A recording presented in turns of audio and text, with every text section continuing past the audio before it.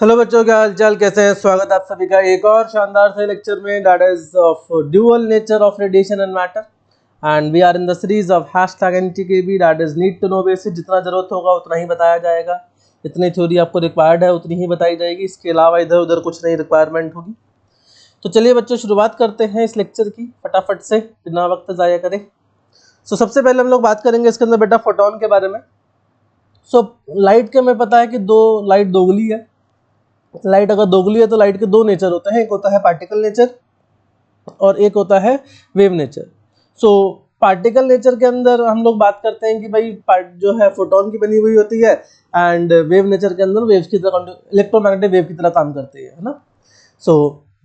Radiation जो है वो ऐसे बिहेव करती है as if it is made of particles called photons in interaction with the matter. ऐसा माना जाता है कि भाई लाइट जो है वो बनी हुई है स्मॉल स्मॉल पैकेट्स की। बहुत सारे पैकेट्स होते हैं, छोटे छोटे पैकेट्स होते हैं, and these small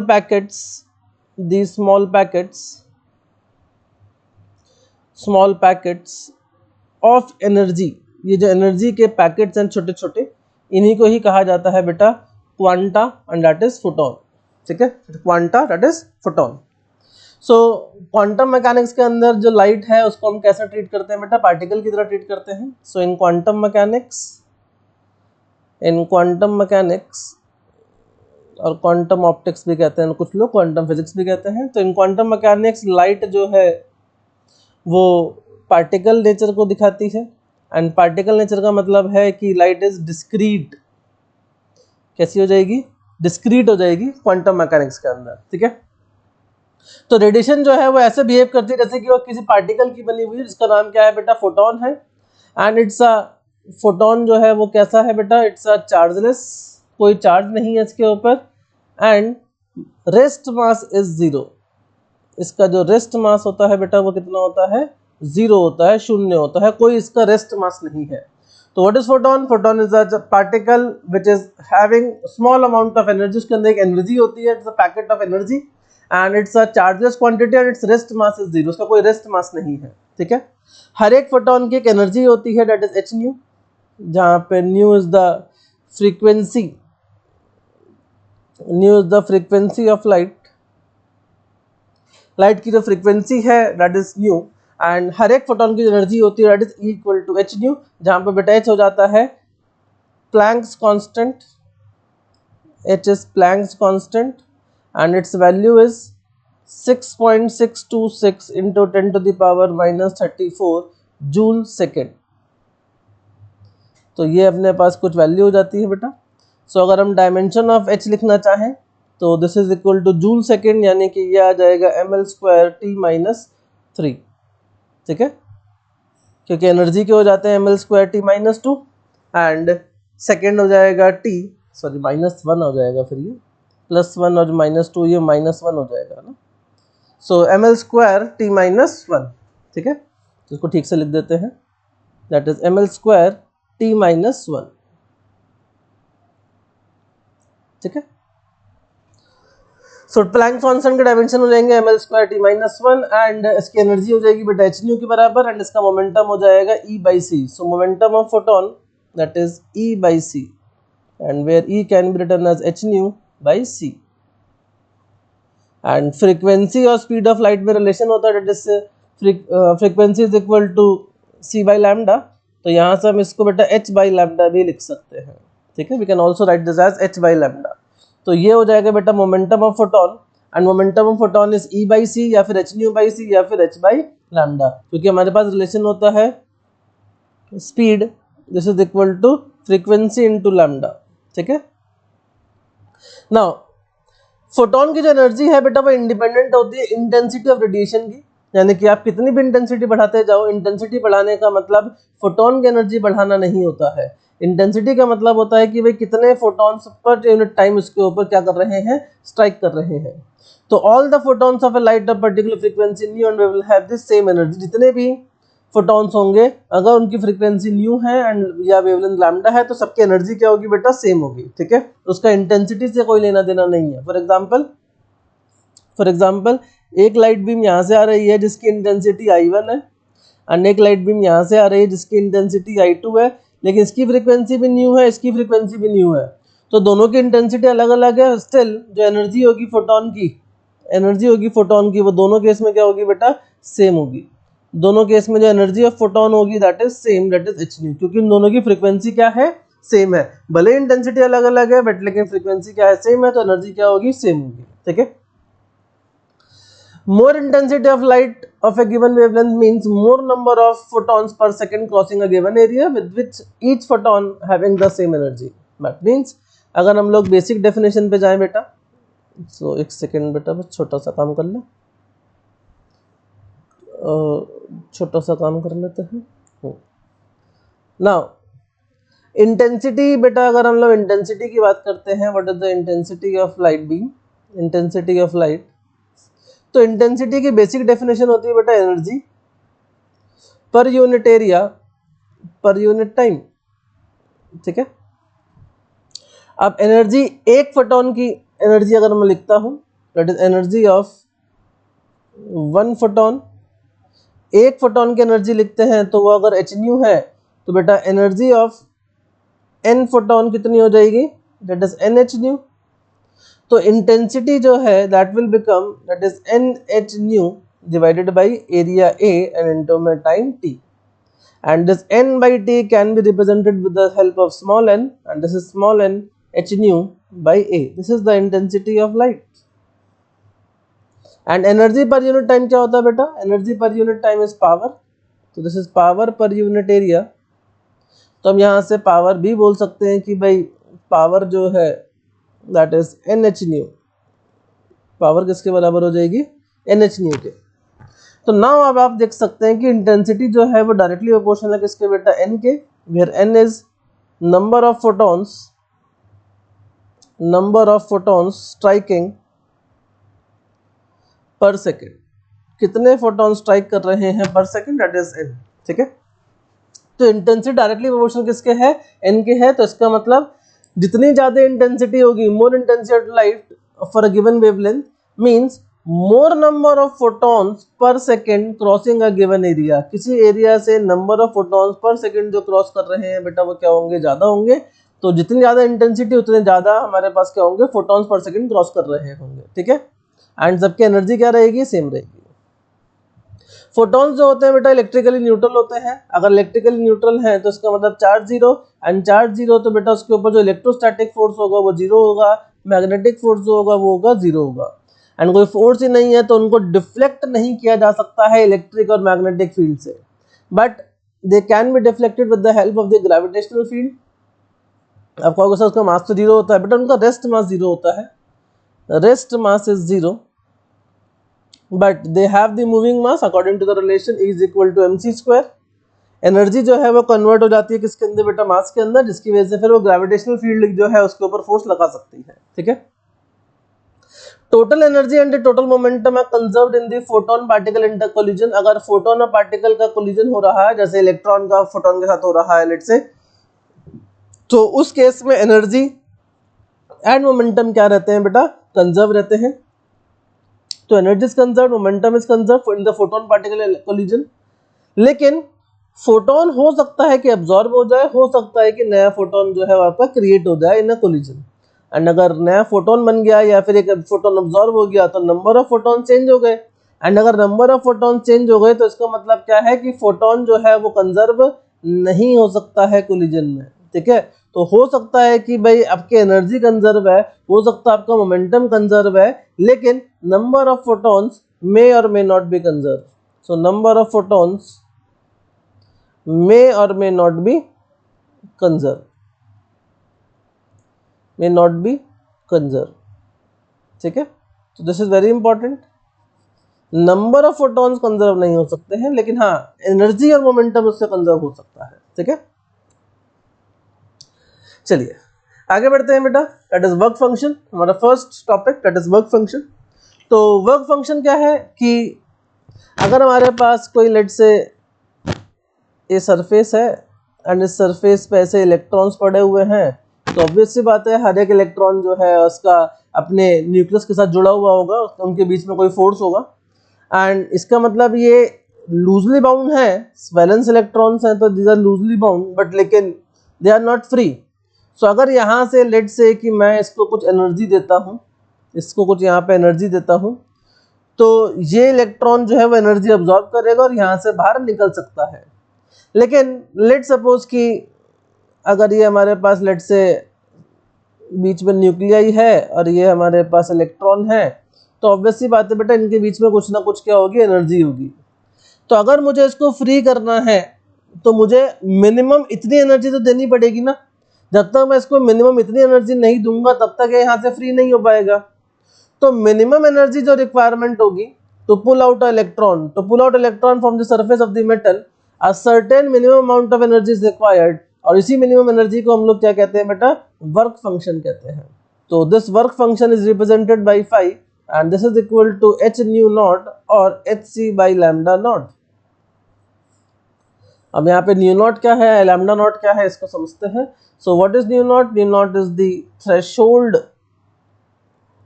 threshold frequency and this lambda naught is threshold wavelength। तो मिनिमम एनर्जी जो चाहिए इलेक्ट्रॉन को बाहर निकालने के लिए, that is known as the work function of the metal. हर एक के लिए अलग अलग होता है एंड सबसे कम जो होता है वो बेटा सीजियम के लिए होता है। For the caesium that is 2.14 electron volt, ठीक है, minimum. And maximum is for the platinum that is 5.65 electron volt, ठीक है।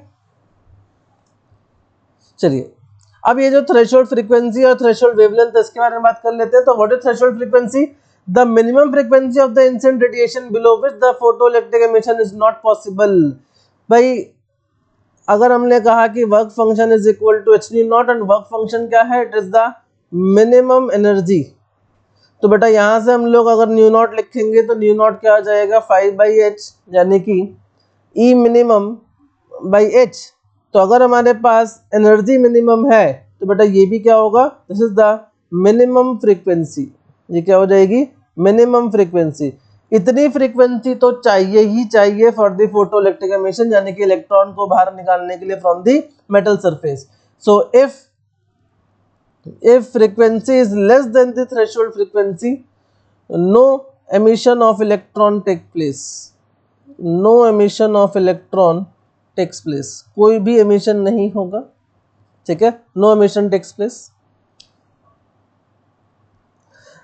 then what is threshold wavelength? threshold wavelength is की maximum wavelength of the incident radiation above which the photoelectric emission is not possible and is known as threshold wavelength। अब हम लोग कह रहे हैं कि भाई phi is equal to h nu naught and nu naught can be written as hc by lambda naught। तो lambda naught क्या हो जाएगा बेटा, that is hc by phi।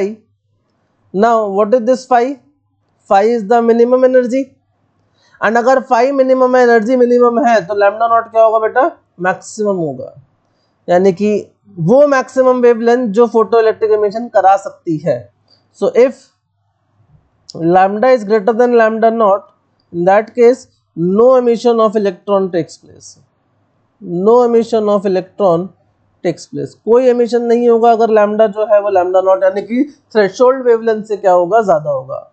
So eight threshold wavelength अगर लैम्डा नॉट से ज्यादा होगा तो इलेक्ट्रॉन एमिशन नहीं होगा, एंड लैम्डा अगर लैम्डा नॉट के बराबर होगा तो जो काइनेटिक एनर्जी होगी, इलेक्ट्रॉन जो एमिट होगा उसकी काइनेटिक एनर्जी जो होगी, kinetic energy of the ejected electron, वो कितनी होगी, जीरो होगी, अंडर कंडीशन कि जब लैम्डा जो है वो किसके बराबर है, लैम्डा नॉट के। ये वाली बात हम बेटा हमारी आइंस्टाइन इक्वेशन से जो है वो क्लियर कर लेंगे, which is you know that क्या है, आइंस्टाइन इक्वेशन क्या होती है, it is ke max, this is equal to energy minus work function. So अगर हमारी एनर्जी जो है वो वर्क फंक्शन के ही बराबर हो जाए तो दैट मीन्स उस केस में कितना हो जाएगा, जीरो हो जाएगा। तो अगर हमारी वेवलेंथ, इंसिडेंट वेवलेंथ हमारी थ्रेशोल्ड वेवलेंथ के बराबर हो जाएगा तो उस केस में जो मैक्सिमम काइनेटिक एनर्जी होगी वो कितनी होगी, जीरो होगी, ठीक है। चलिए, so now what is this photoelectric effect, है क्या ये photoelectric effect? All the photosensitive substance emit electrons when they are illuminated by the light. जितने भी फोटोसेंसिटिव सब्सटेंस होंगे जब उनके ऊपर लाइट गिरेगी तो क्या करेंगे, इलेक्ट्रॉन को एमिट करेंगे। And after the discovery of electron, this electrons were termed as the photoelectrons. इनको नाम क्या दिया गया, photoelectron. Why photoelectrons? क्योंकि फोटोन जो है वो आते हैं और इलेक्ट्रॉन को बाहर निकाल देते हैं। तो इसलिए फोटोन इलेक्ट्रॉन्स, फोटो इलेक्ट्रॉन्स। तो सिंपल भाषा में कि अगर हमारे पास ये ऐसा कोई सरफेस है एंड यहाँ से लेट से फोटोन आ रहा है and its energy is greater than equal to h nu, ठीक है, एच न्यू नॉट, यानी कि वर्क फंक्शन से ज़्यादा है, इसकी जो एनर्जी है बेटा वो वर्क फंक्शन से ज़्यादा है। इन दैट केस ये वाला जो इलेक्ट्रॉन है वो एनर्जी अब्जॉर्ब करेगा और यहाँ से क्या करेगा, बाहर निकल जाएगा, इलेक्ट्रॉन क्या कर जाएगा, एमिट हो जाएगा। तो आया कौन था, आया फोटोन था, गया कौन है, गया इलेक्ट्रॉन है, ठीक है। तो इसलिए इसका जो इलेक्ट्रॉन बाहर निकला है, एमिटेड इलेक्ट्रॉन जो है, इसका नाम क्या होता है बेटा, photo electron, photo electron. And this is the metal surface, this is the metal surface. तो हमें कुछ ना कुछ मिनिमम अमाउंट की एनर्जी चाहिए होगी, तभी जाकर जो है ये इलेक्ट्रॉन यहाँ से बाहर निकल पाएगा, and that minimum amount of energy is work function, ठीक है। अब एक्सपेरिमेंट जो था उसके बारे में डिस्कस कर लेते हैं। तो पहले बिना बैटरी के डिस्कस करेंगे, फिर बैटरी से डिस्कस करेंगे, उसमें पोलैरिटी चेंज कर लेंगे। तो क्या क्या होता है भाई कि हमारे पास यहाँ पर एक इस तरीके से एक ट्यूब होती है जिसमें यहाँ पर लगा हुआ होता है बेटा colour filter, this is the colour filter. And ये फिल्टर क्या काम करता है कि भाई अगर हमारे पास कोई सोर्स है तो इसमें मल्टीपल वेवलेंथ होती हैं, अलग अलग वेवलेंथ होती हैं, तो इस अलग अलग वेवलेंथ में से कोई एक ही वेवलेंथ आके गिरे, इसलिए हम लोग क्या लगाते हैं यहाँ पे बेटा, कलर फिल्टर लगाते हैं, ताकि वो सिर्फ और सिर्फ सिंगल वेवलेंथ को ही यहाँ से क्या करे, भेजे। सो लेट से कि हमारे पास यहाँ पर एक ऐसा इलेक्ट्रोड है और एक यहाँ पर है इस तरीके से। नाउ यहाँ से लाइट रे जब आएगी तो यहाँ से कुछ वेवलेंथ जो है वो इसके ऊपर गिरेगी, एंड इस इलेक्ट्रोड के ऊपर हम लोग लगाते हैं बेटा एक फोटो सेंसिटिव मटेरियल। क्या लगाते हैं, photo sensitive material. Photo sensitive का मतलब जो फोटोन के लिए सेंसिटिव हो, ऐसा नहीं हो कि भाई लाइट को जो है वो खाई जाए, लाइट से कोई उसको फर्क ही ना पड़ रहा हो, है ना। सो एक फोटो सेंसिटिव मटेरियल जो फोटोन को सेंस करे एंड उससे रिएक्ट करे।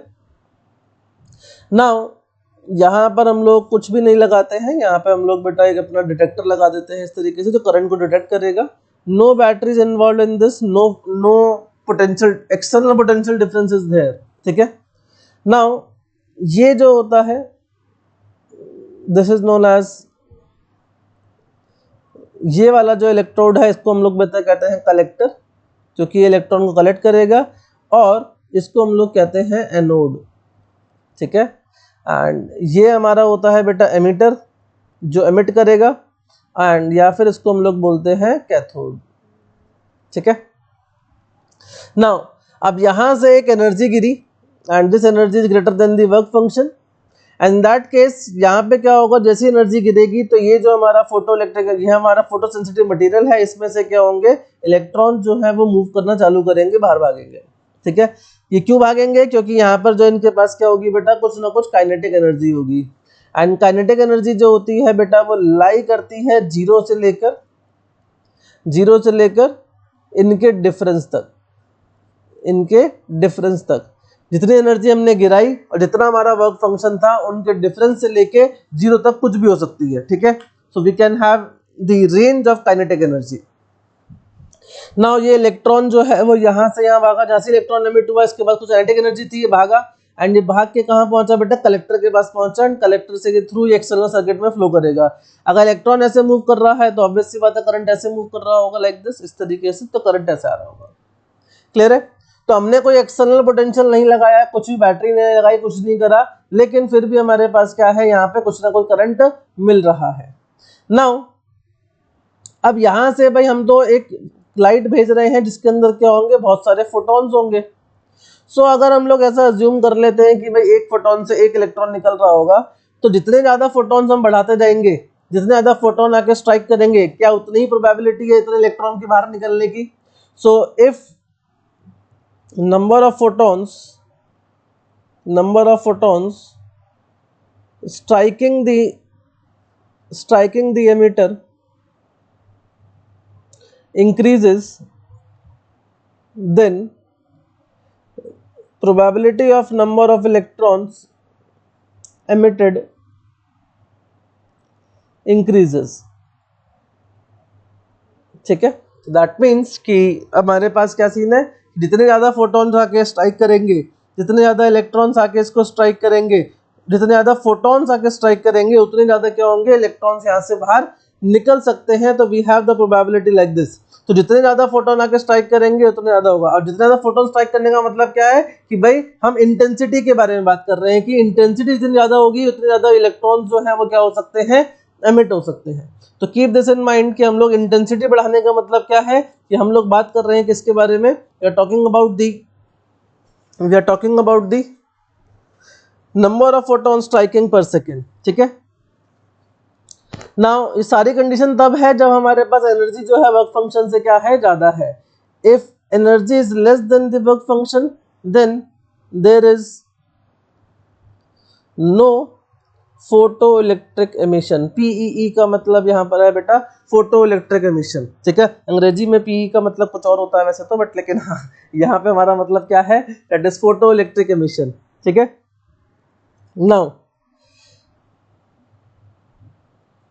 If energy is less than the phi, energy जो वर्क फंक्शन से ज्यादा कम है, and we increase the intensity,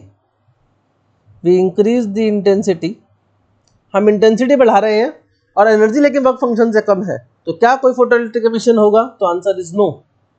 तो answer is still there is no photoelectric emission. ठीक है, अभी भी कोई फोटो इलेक्ट्रिक एमिशन नहीं होगा। तो कंडीशन क्या है, कंडीशन एक मिनिमम नेसेसरी कंडीशन क्या है कि भाई E should be greater than the work function, यानी कि एनर्जी जो इंसिडेंट हो रही है वो वर्क फंक्शन से क्या होनी चाहिए, ज्यादा ही होनी चाहिए। उससे कम अगर हुई तो उस केस में कोई भी एमिशन नहीं होगा। नाउ अब हम लोग कलेक्टर को पॉजिटिव कर देते हैं, एमिटर को नेगेटिव कर देते हैं, या इस तरीके से। तो अब हमारा पास जो सेटअप था वही सेटअप वापस बनेगा। तो लेट्स से कि हमारे पास यहाँ पर इस तरीके से अब हम लोग यहाँ पे एक्सटर्नल बैटरी का इस्तेमाल करने जा रहे हैं। ठीक है, हम एक्सटर्नल पोटेंशियल डिफरेंस का इस्तेमाल कर रहे हैं। सो लेट्स से कि ये हमारे पास यहाँ पे एक ऐसा कलर फिल्टर लगा हुआ है। कलर फिल्टर का काम क्या है, मल्टीपल वेवलेंथ को रोकना, यानी कि एक ही वेवलेंथ को यहाँ से भेजना इस तरीके से, एंड ये वेवलेंथ गिरेगी जाके सीधा किसके ऊपर, एमिटर के ऊपर। इलेक्ट्रॉन एमिट करेगा, कलेक्टर कलेक्ट करेगा। लेकिन अब की बार कंडीशन क्या है, कंडीशन अब की बार ये है कि हमारा जो कलेक्टर है उसको हम लोगों ने क्या किया है, पॉजिटिव किया है with respect to the emitter, यानी कि इस तरीके से, ऐसा समझ लीजिए आप। ठीक है, ये अपना डिटेक्टर जो करंट डिटेक्ट करेगा इस तरीके से। सो नाउ अब जब यहाँ से लाइट रे आके गिर रही है, अब ये लाइट रे यहाँ से आके गिर रही है, तो लेट्स से इसकी एनर्जी जो है वो वर्क फंक्शन से ज़्यादा है, तो इलेक्ट्रॉन एमिट होगा। अब इलेक्ट्रॉन एमिट होगा तो ये भागेगा, काइनेटिक एनर्जी है। अब अगर ये वाली प्लेट पॉजिटिव कर दी जाए और ये वाली प्लेट नेगेटिव कर दी जाए, ठीक है, कलेक्टर को हम पॉजिटिव कर रहे हैं और एमिटर को नेगेटिव कर रहे हैं। ठीक है, तो अब ये इलेक्ट्रॉन ये पॉजिटिव है, यानी कि इलेक्ट्रॉन नेगेटिव है, ये पॉजिटिव है, तो नेगेटिव पॉजिटिव को क्या करेगा, अट्रैक्ट करेगा, और नेगेटिव नेगेटिव को क्या करेगा, रिपेल भी कर रहा होगा। तो ज़्यादा से ज़्यादा इलेक्ट्रॉन जो है वो अब यहाँ पे ट्रांसफर करना चालू करेंगे, इलेक्ट्रॉन इधर भागेंगे और इनकी जो काइनेटिक एनर्जी है वो थोड़ी सी क्या कर जाएगी, बढ़ जाएगी। काइनेटिक एनर्जी क्या हो जाएगी, ज़्यादा हो जाएगी। क्यों ज़्यादा हो जाएगी, क्योंकि अब एक एक्सटर्नल फोर्स आ गया ना। अगर ये पॉजिटिव है नेगेटिव है तो there is a electric field like this, there is a electric field like this, इस तरीके से इलेक्ट्रिक फील्ड होगी। तो इलेक्ट्रॉन के ऊपर जो फोर्स आएगा वो इधर की तरफ आएगा, opposite to the direction of electric field. यानी कि अब ये क्या करेगा, इसको एक्सेलरेट करेगा, एक्सेलरेट करेगा तो उसकी काइनेटिक एनर्जी क्या करेगी, बढ़ेगी। लेकिन इसके पॉजिटिव होने से क्या नंबर ऑफ फोटोन जो स्ट्राइक कर रहे थे यहाँ पर, क्या वो बढ़ेंगे? नहीं, वो तो नहीं बढ़ेंगे, वो तो अभी भी उतने ही रहेंगे। तो इसका मतलब क्या है कि इसमें सैचुरेशन जो है, इसमें जो करंट है, मैक्सिमम करंट जो है दैट विल रिमेन सेम, यानी कि सैचुरेशन करंट जो है वो क्या रहेगा बेटा, सेम रहेगा। तो अगर मैं एक ग्राफ ड्रॉ करना चाहूँ छोटा सा, कि यहाँ पर हमारे पास फोटो करंट है, यहाँ पे हमारे पास फोटो करंट है, और यहाँ पे हमारे पास एनोड पोटेंशियल है, और एनोड पोटेंशियल हमारा कैसा है बेटा, पॉजिटिव है अभी, ठीक है। जब पोटेंशियल नहीं था तब भी तो करंट फ्लो कर रहा था, क्योंकि इलेक्ट्रॉन था तब भी करंट फ्लो कर रहा था। तो इसका मतलब क्या है कि जब हमारे पास पोटेंशियल जीरो था तो भी हमारे पास कुछ ना कुछ करंट था, एंड एनोड पोटेंशियल के पॉजिटिव होने से थोड़ा सा करंट बढ़ेगा, एंड बस उसके बाद वापस से क्या हो जाएगा, कांस्टेंट हो जाएगा। रीजन, क्योंकि भाई आप पोटेंशियल बढ़ा रहे हैं, पोटेंशियल बढ़ाने का मतलब क्या है कि आप बस उसकी काइनेटिक एनर्जी बढ़ा रहे हैं, उसका कोई लेना देना नहीं है इस बात से कि द नंबर ऑफ फोटोन जो स्ट्राइक कर रहे हैं कि वो बढ़ेंगे कि नहीं बढ़ेंगे, वो नहीं बढ़ेंगे, ठीक है। Intensity is keeping constant, so we are keeping the intensity constant. तो इंटेंसिटी अगर कांस्टेंट है तो इसका मतलब जो नंबर ऑफ फोटोन स्ट्राइक कर रहे थे वो क्या रहेंगे, कांस्टेंट रहेंगे। तो नंबर ऑफ इलेक्ट्रॉन जो निकल रहे होंगे वो कांस्टेंट रहेंगे। तो इसका मतलब क्या है कि भाई सिर्फ और सिर्फ इलेक्ट्रॉन की काइनेटिक एनर्जी बढ़ रही है, लेकिन करंट जो है सर्किट के अंदर वो क्या है, कांस्टेंट है। तो सर्किट के अंदर करंट इज नॉट चेंजिंग, ठीक है। करंट के अंदर सर्किट के अंदर जो करंट है इट इज नॉट चेंजिंग, ठीक है। तो फोटो करंट का सीधा लेना देना किससे है बेटा, फोटो करंट का सीधा लेना देना किससे है, इंटेंसिटी से है। जब तक इंटेंसिटी चेंज नहीं होगी तब तक फोटो करंट जो है वहां पर चेंज नहीं होगा, क्लियर है। एंड ये जो कांस्टेंट करंट है इसी को हम लोग कहते हैं सैचुरेशन करंट, इसी को ही कहते हैं सैचुरेशन करंट, ठीक है। Is known as saturation current, ठीक है। चलिए आगे देखते हैं, ये सारे ग्राफ हम पूरा प्रॉपर कंप्लीट ड्रॉ करेंगे। बैटरी के अगर हम लोग कलेक्टर को नेगेटिव कर देते हैं विद रिस्पेक्ट टू एमीटर, तो यानी कि अब हमारे पास जो यहाँ से लेट से इस तरीके से आया, एंड अब की बार हम लोगों ने क्या किया है, ये जो एमीटर था इसको नेगेटिव कर दिया है with respect to the, sorry collector को जो है हमने नेगेटिव कर दिया है with respect to the emitter, यानी कि ये नेगेटिव और ये पॉजिटिव, इस तरीके से। अब लाइट रे यहाँ से आएगी, आगे गिरेगी, इलेक्ट्रॉन बाहर आएगा। अब ये पॉजिटिव है, ये नेगेटिव है, अट्रैक्ट करेगा, ये नेगेटिव है, नेगेटिव को क्या करेगा, रिपेल करेगा, यानी कि इलेक्ट्रॉन को अब रुकावट आ गई है, इलेक्ट्रॉन को अब ऑब्स्टिकल मिल गया है, इलेक्ट्रॉन अब इधर नहीं जा पाएगा, क्योंकि इलेक्ट्रिक फील्ड क्रिएट हो गई है पॉजिटिव से नेगेटिव इधर की तरफ, और इलेक्ट्रॉन के ऊपर जो फोर्स लगेगा वो उसके अपोजिट लगेगा। तो इसका मतलब अब बहुत कम इलेक्ट्रॉन्स होंगे जो हमारे कलेक्टर तक पहुंच पा रहे होंगे, बहुत कम इलेक्ट्रॉन होंगे जो हमारे कलेक्टर तक पहुंच पा रहे होंगे। मैं इसको डायग्राम को ठीक कर देता हूँ, इसको नेगेटिव किया है तो इस तरीके से, एंड यहाँ पे डिटेक्टर लगा रहे हैं तो डिटेक्टर लगा देते हैं इस तरीके से, ठीक है। तो इलेक्ट्रिक फील्ड अगर हमारी एमिटर से कलेक्टर की तरफ है, कलेक्टर से एमिटर की तरफ है, तो इलेक्ट्रॉन के ऊपर जो फोर्स होगा बेटा वो एमिटर से कलेक्टर की तरफ होगा, यानी कि बहुत कम इलेक्ट्रॉन जो है वो कलेक्टर तक पहुंच पाएंगे, एंड कम इलेक्ट्रॉन को कलेक्टर तक पहुंच पाएंगे, सर्किट के अंदर करंट क्या करेगा, डिक्रीज करेगा। तो फोटो करंट जो है बेटा वो क्या करेगा, डिक्रीज करेगा on making the emitter negative with respect to, sorry collector को नेगेटिव किया ना, making the collector negative with respect to the emitter. Emitter के रिस्पेक्ट में अगर हमने कलेक्टर को नेगेटिव किया है तो उस केस में फोटो करंट जो है वो क्या करेगा, डिक्रीज करेगा, and there will be some minimum negative potential, there will be some minimum negative potential which will stop the fastest moving electron, which will stop the fastest moving electron to reach the collector, is known as stopping potential। stopping क्यों, क्योंकि ये stop कर रहा है सबसे तेज चलने वाले electron को, the electron with having maximum kinetic energy, ये उसको भी कलेक्टर तक नहीं पहुंचने दे रहा है। तो सर्किट के अंदर जो करंट है वो क्या हो जाएगा बेटा, जीरो हो जाएगा, एंड उस पोटेंशियल को हम लोग कहेंगे स्टॉपिंग पोटेंशियल, ठीक है।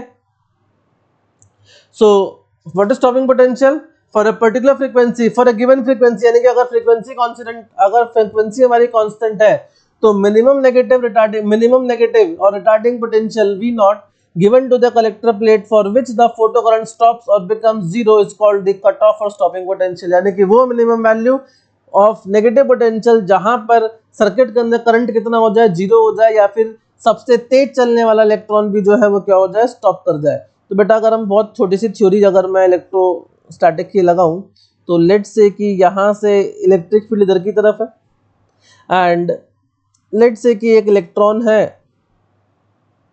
इलेक्ट्रॉन है जिसके पास कुछ काइनेटिक एनर्जी है, एंड जब ये इधर की तरफ मूव करेगा, काइनेटिक एनर्जी इधर की तरफ है, राइट की तरफ है, तो इधर की तरफ मूव करेगा, एंड मूव करेगा तो इसके ऊपर जो फोर्स आएगा, लेकिन बेटा वो किधर की तरफ आएगा, लेफ्ट की तरफ आएगा। तो यानी कि अल्टीमेटली इसकी जो काइनेटिक एनर्जी है फाइनल, वो कितनी हो जाएगी, 0 हो जाएगी।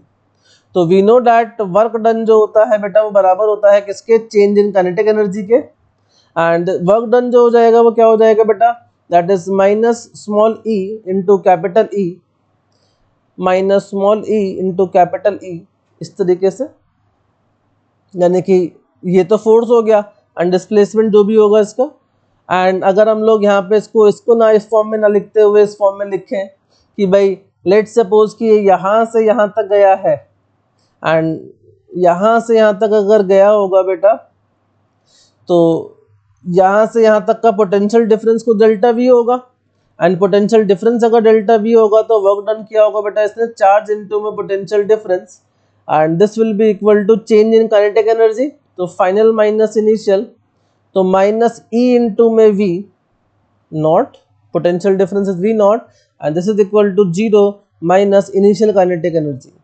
एंड इनिशियल काइनेटिक एनर्जी जो थी वो किसके बराबर थी बेटा, मैक्सिमम काइनेटिक एनर्जी के, क्योंकि हम लोग बात कर रहे हैं किसके बारे में, मिनिमम पोटेंशियल के, जो सबसे तेज चलने वाले इलेक्ट्रॉन को भी रोक दो, सबसे तेज चलने वाला जो इलेक्ट्रॉन होगा उसके पास एनर्जी कितनी होगी, मैक्सिमम काइनेटिक एनर्जी।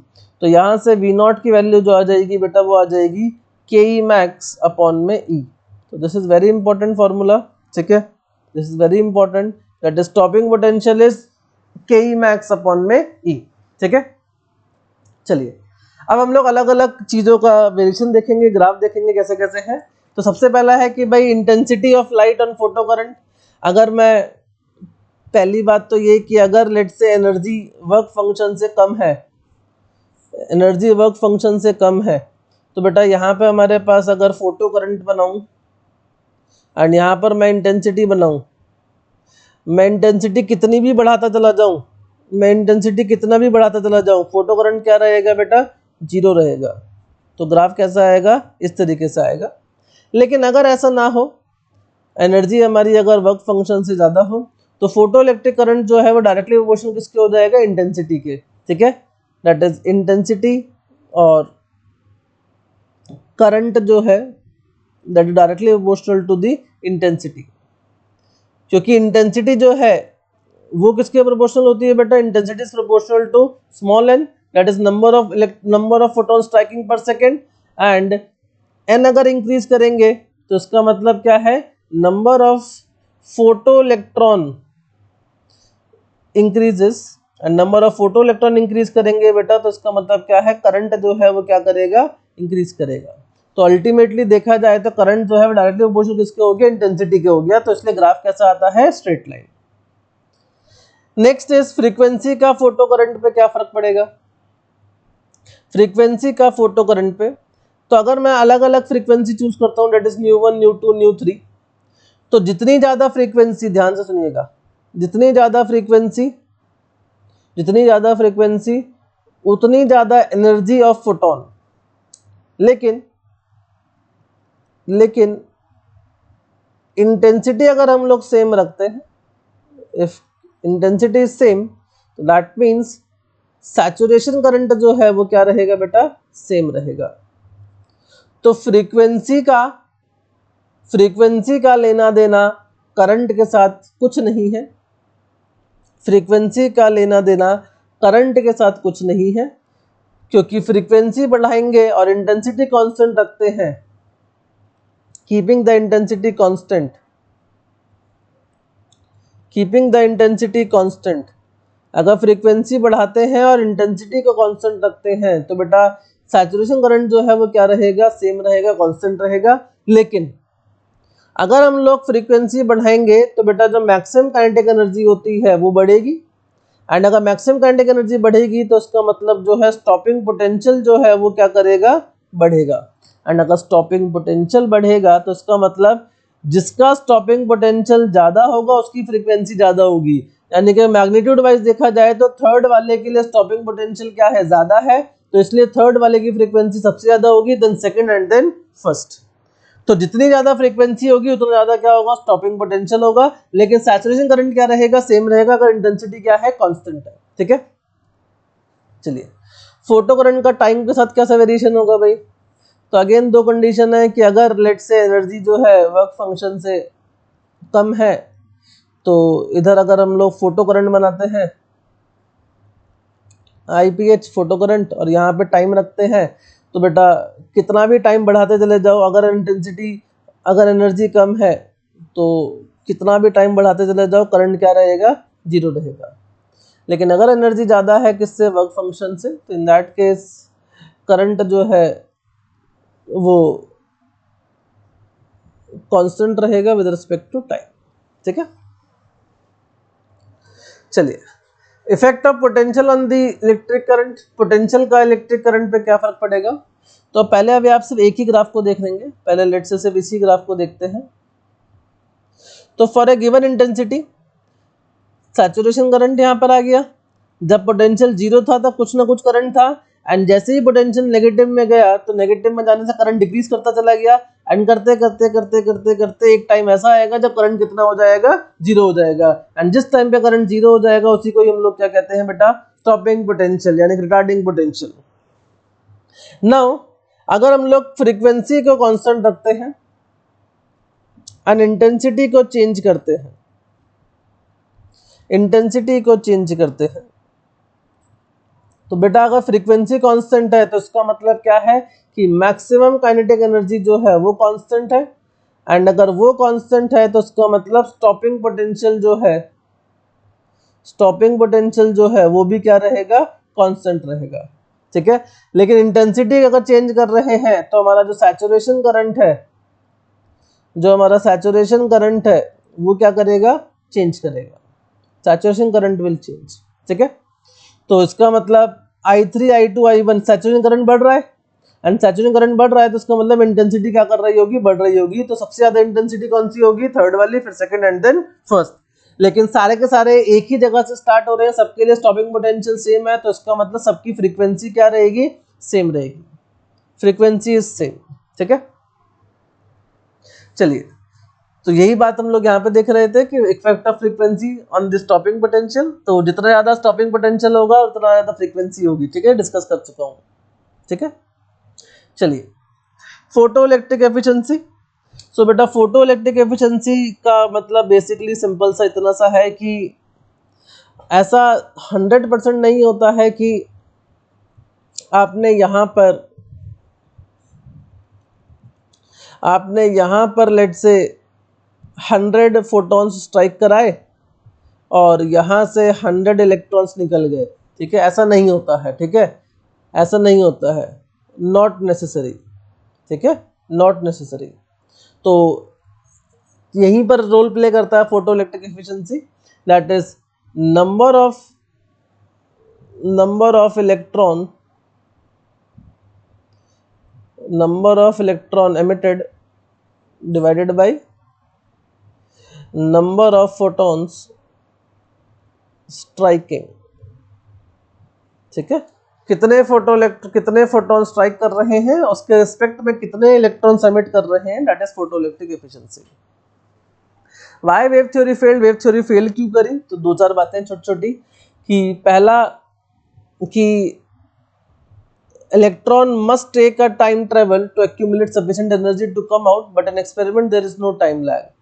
अगर मैं वेव थ्योरी मानता तो वेव थ्योरी तो होता क्या कि भाई there should be time lag, लेकिन फोटो इलेक्ट्रिक एमिशन जो है वो कैसा प्रोसेस है, that is time lag is zero, that is instantaneous process है, इंस्टेंटेनियस। अगर एनर्जी वर्क फंक्शन से ज्यादा है तो तुरंत ही इलेक्ट्रॉन बाहर निकल जाएगा, there is no time lag, कोई टाइम लैग नहीं होगा।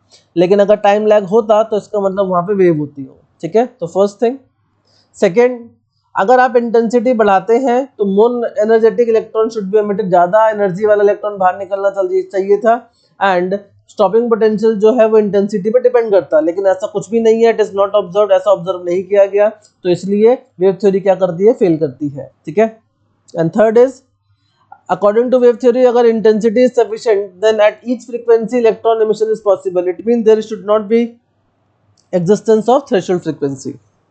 भाई अगर वेव होती तो लेट्स से कि एनर्जी जो है, इसकी जो एनर्जी है वो वर्क फंक्शन से कम है, लेकिन मैं लगाया गया हूँ, मैं बहुत देर तक लाइट गिराते गया हूँ, तो इंटेंसिटी तो बढ़ रही है ना। इंटेंसिटी अगर इतनी है तो उसका मतलब फिर यहाँ से कभी ना कभी तो इलेक्ट्रॉन निकल जाता, लेकिन ऐसा ऑब्जर्व नहीं किया गया, तो इसलिए यहाँ पर भी वेव थ्योरी जो है वो फेल कर जाती है, ठीक है। सो फोटो इलेक्ट्रिक इफेक्ट के बेसिकली पूरे एक्सपेरिमेंट के बाद दो लॉ बनाए गए, and the laws are the photoelectric current directly proportional to the intensity of the incident radiation, जो इंटेंसिटी है इंसिडेंट रेडिएशन की उसके डायरेक्टली प्रोपोर्शनल है, ठीक है, above the threshold frequency, obvious सी बात है, यानी कि एनर्जी जो है वो greater than the work function है for a given photo sensitive material and the frequency of the incident radiation, ठीक है। The saturation current is found to be proportional to the intensity of the incident radiation, whereas the stopping potential is independent of the intensity. जो हमारा saturation current है वो हमारा intensity पे depend कर रहा है, लेकिन स्टॉपिंग पोटेंशियल जो है वो इंडिपेंडेंट है किसके, इंटेंसिटी का, उसका कोई लेना देना नहीं है कितना हमारी इंटेंसिटी है, ठीक है।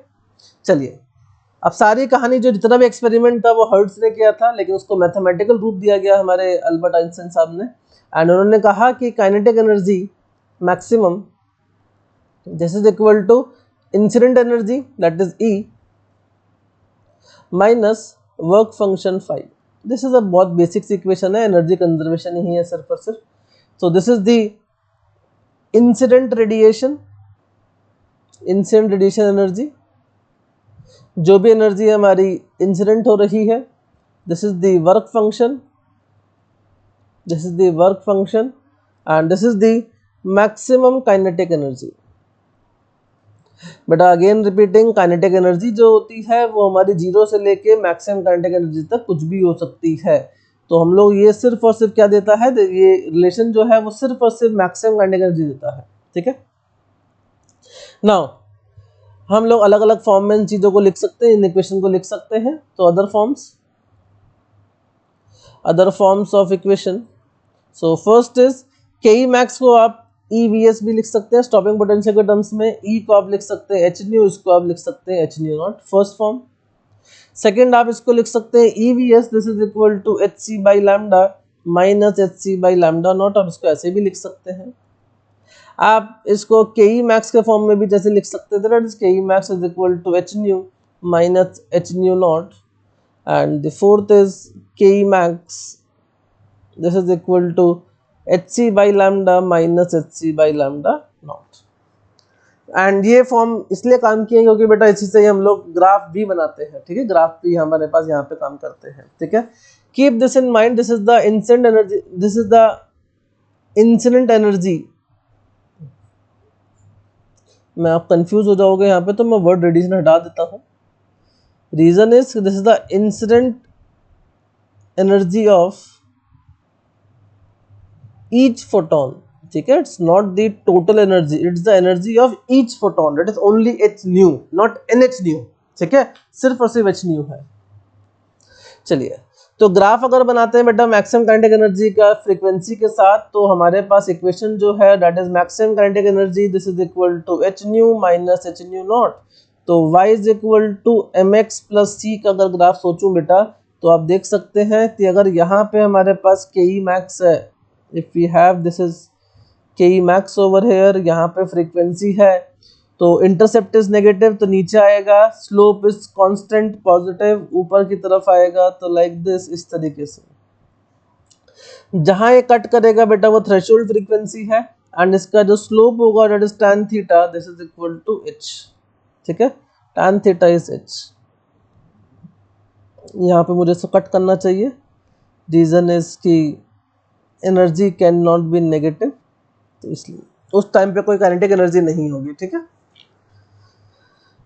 क्लियर है भाई, बहुत बेसिक इक्वेशन है एकदम बढ़िया छोटी सी। सेकेंड इज काइनेटिक एनर्जी का लैम्डा के साथ अगर मैं सोचूं, तो हमें पता है कि kinetic energy maximum, this is equal to hc by lambda minus hc by lambda naught. Now I am drawing the graph I am drawing the graph for kinetic energy maximum and 1/λ।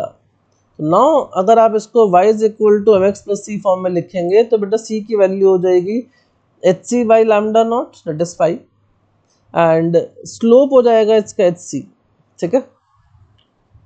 So again like this, इस तरीके से, and ये value हो जाएगी बेटा 1/λ0, this value is 1/λ0 and इसका जो slope हो जाएगा थीटा, तो tan थीटा इज hc के बराबर, tan theta is equal to hc।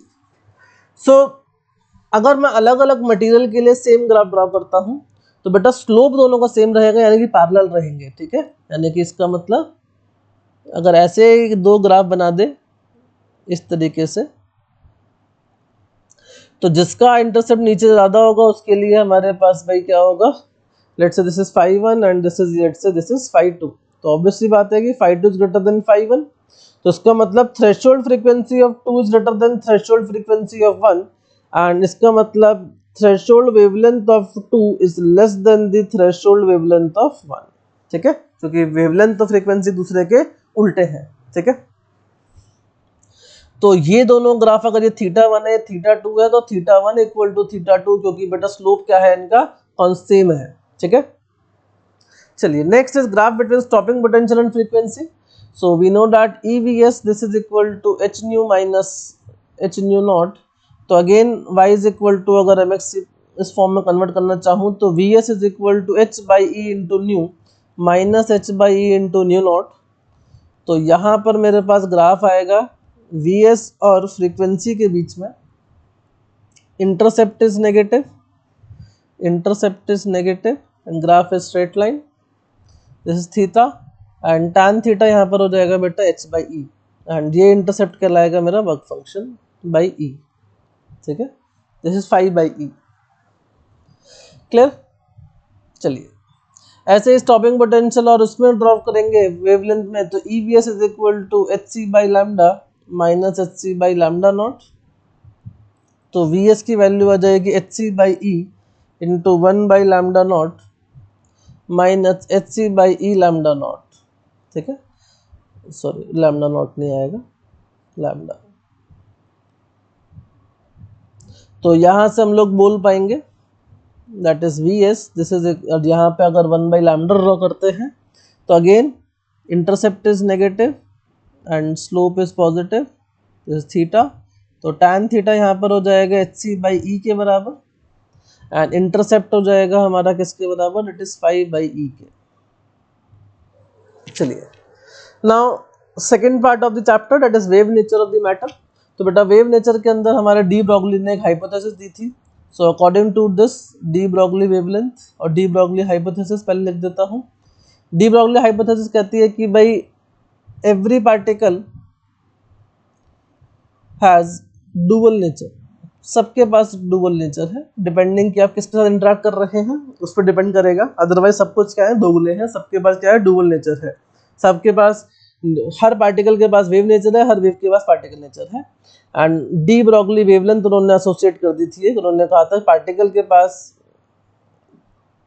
D Broglie wavelength that is lambda, this is equal to h by p, where p is the momentum, so it can be written as h by mv.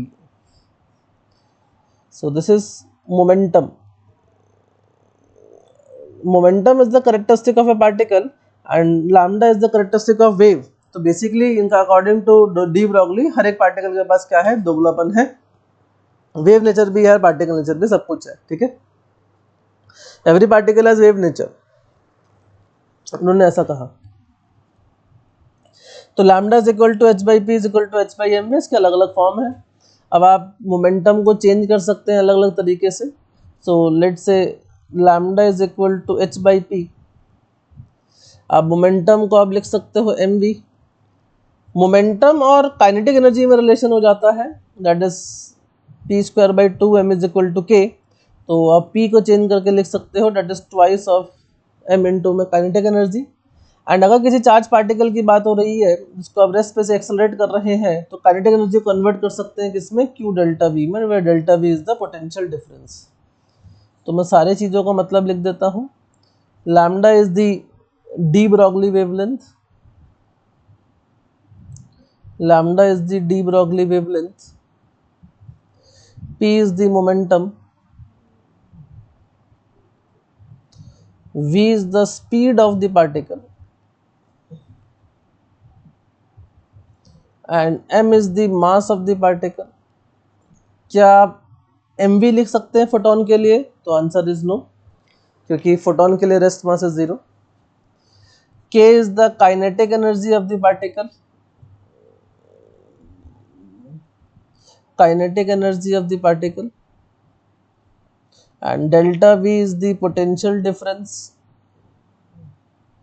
accelerating potential difference, and q is the charge of the particle.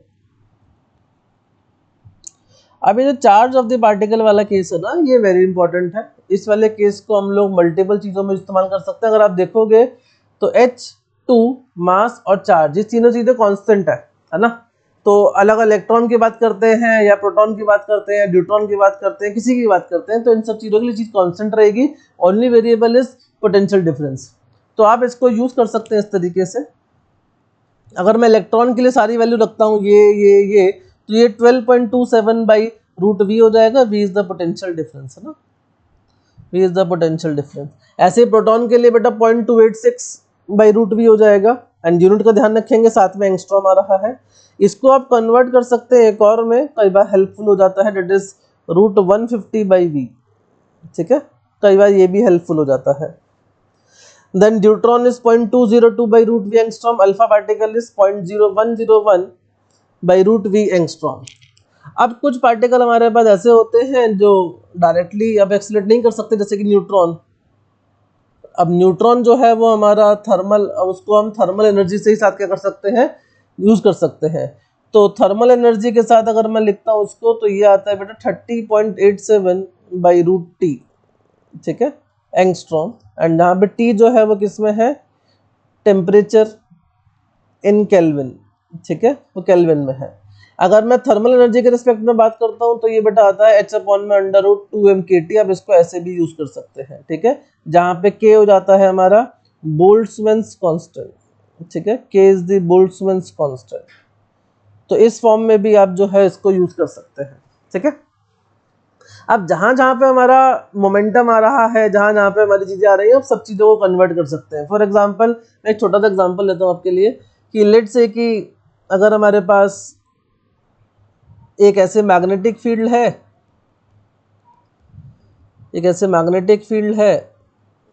And इसके अंदर एक charge particle जो है वो ऐसे घूम रहा है सर्कुलर पाथ में, जिसका रेडियस r है. तो वी नो डैट इसका जो रेडियस होता है बेटा, that is equal to mv by Q B. और mv क्या हो जाता है, मोमेंटम हो जाता है. तो जैसे p बाई क्यू बी. तो यहाँ से आप मोमेंटम की वैल्यू निकाल सकते हो, that is Q B R. तो यहाँ से आप लिख पाओगे कि भाई अगर b ये है तो इसकी जो डी ब्रॉगली वेवलेंथ होगी, that D Broglie wavelength is h by P. And p की वैल्यू आपके पास है, तो दैट इज h अपॉन में क्यू बी आर. तो आप जहाँ जहाँ से मोमेंटम को रिलेट कर सकते हो, जहाँ जहाँ से काइनेटिक एनर्जी रिलेट कर सकते हो, जहाँ जहाँ से आप चार्ज इनटू पोटेंशियल डिफरेंस को रिलेट कर सकते हो, वहाँ पर आप क्या लगा सकते हो, डी ब्रॉगली वेवलेंथ लगा सकते हो. ठीक है, एंड ये मैं भी डिस्कस कर चुका हूँ. ठीक है, for thermal neutron 30.83 by root T. ठीक है, चलिए एक स्पेशल मतलब एक जनरल केस है जो बहुत ज्यादा पूछा जाता है, that is ratio of the wavelength of the photon and electron for the same energy. अगर इनकी एनर्जी सेम है तो इनकी वेवलेंथ का रेशियो क्या होगा. सो अगर लैम्डा इलेक्ट्रॉन लिखते हैं तो बेटा लैम्डा इलेक्ट्रॉन हो जाएगा, दैट इज h अपॉन में अंडर रूट 2m इंटू में e. एंड अगर मैं लैम्डा फोटोन लिखना चाहता हूँ तो लैम्डा फोटोन जो है वो हो जाएगा, that is h by P. And इसका जो मोमेंटम होता है दैट इज e बाई सी, तो ये हो जाएगा hc बाई ई. तो अगर आप इनका रेशियो लेते हैं लैम्डा इलेक्ट्रॉन अपॉन में लैम्डा फोटोन, तो this will come out to be बेटा h कैंसिल आउट हो जाएगा, तो this is 1 by C. And ये बचेगा हमारे पास, दैट इज e अपॉन में अंडर रूट 2me. तो ये हो जाएगा 1 अपॉन सी. एंड ये हो जाएगा under root e by 2m. ठीक है, अब आप इसमें अलग अलग वेरिएशन करके आप इसको m में m हटा सकते हो यहाँ से, है ना, m को भी आप रिप्लेस कर सकते हो. तो there are different ways by which you can do this. ठीक है, तो m को चाहो m को हटा लो, है ना, तो उस तरह से सॉल्व कर सकते हो इसके आगे, ठीक है, डिपेंडिंग ऑन दी ऑप्शंस क्या होंगे। लास्ट इज रेडिएशन प्रेशर बेटा। सो रेडिएशन प्रेशर होता है कि भाई अगर हमारे पास लेट्स से कोई सरफेस है एंड यहाँ पर कोई हमारे पास ऐसे रेडिएशन आके गिर रही है एंड रेडिएशन की जो इंटेंसिटी है वो लेट्स से अगर आई है, तो रेडिएशन प्रेशर जो होता है that is equal to I by C into में 1 प्लस एन। अब यहाँ पे n क्या है, n is the fraction of energy जो हमारी क्या हुई है, विच इज बीइंग रिफ्लेक्टेड, जो हमारी क्या हुई है, रिफ्लेक्ट हुई है, ठीक है। अब इसमें स्पेशल केस अगर मैं देखता हूँ, case 1 that is perfect reflection. Perfect reflection, तो परफेक्ट रिफ्लेक्शन के केस में बेटा जो रेडिएशन प्रेशर होता है that is 2i by c, that is 2i by c. अगर परफेक्ट रिफ्लेक्शन हो रहा है तो बेटा n की वैल्यू कितनी हो जाएगी, दैट इज 1। एंड अगर n की वैल्यू 1 हो जाएगी तो आप यहाँ पर रखोगे 1 प्लस 1 कितना हो जाएगा, 2 हो जाएगा। एंड सेकेंड परफेक्ट एब्जॉर्प्शन, अगर सारी की सारी जो है वो कंप्लीटली एब्जॉर्ब हो गई है तो इन दैट केस बेटा n की वैल्यू 0 होगी, नथिंग इज रिफ्लेक्टेड, तो उस केस में जो रेडिएशन प्रेशर होगा that is equal to I by c, ठीक है। And this is a general case, let's say कि 30% हमारा रिफ्लेक्ट हुआ, 70% अब्जॉर्ब हुआ या 40% रिफ्लेक्ट हुआ, 60% अब्जॉर्ब हुआ, तो उसके हिसाब से हम लोग यहाँ पे यूज कर लेंगे, ठीक है। रेडिएशन प्रेशर मैंने आपको लिख के दे दिया है, तो आप रेडिएशन का फोर्स भी निकाल सकते हैं क्योंकि प्रेशर हो जाता है बेटा फोर्स अपॉन एरिया, है ना। वी नो दैट प्रेशर जो हो जाता है वो क्या हो जाता है, फोर्स अपॉन में एरिया, तो एरिया से मल्टीप्लाई कर देंगे तो आपको रेडिएशन का फोर्स भी मिल सकता है, ठीक है। तो यही हमारा बस रेडिएशन प्रेशर के केस में है, इससे ज्यादा हमारे सिलेबस में कुछ रिक्वायरमेंट है नहीं, ठीक है। तो इसी के साथ बेटा एक और शानदार से लेक्चर की समाप्ति होती है। आई होप आप सभी को मजा आया होगा, एकदम डुअल नेचर जो आपका रिवाइज हो चुका होगा। अब आप इसके क्वेश्चन प्रैक्टिस कर लीजिए फटाफट से, इसके PYQ लगा लीजिए एंड आपके सब सॉल्व हो जाने चाहिए। तो चलिए बच्चों, मिलते हैं अगले लेक्चर में, तब तक के लिए बाय बाय, टेक केयर, शुभ रात्रि, शुभ खैर, जय हिंद।